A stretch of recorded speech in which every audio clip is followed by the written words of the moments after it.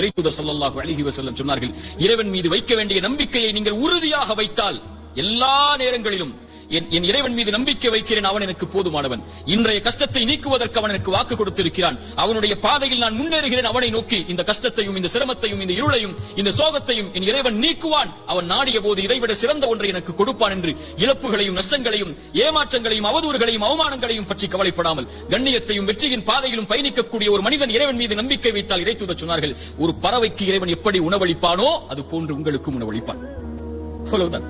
பறவைக்கு உணவளிக்கக்கூடியவன் உங்களுக்கும் உணவளிப்பான். ஆனால் அந்த பறவை, இறைத்தூதர் சொன்னார்கள், காலையில் வயிறு காலியாக செல்கிறது, மாலை வயிறு நிரம்ப திரும்பி வருகிறது. அது காலையில் பசியாகத்தான் போகிறது. ஏன்?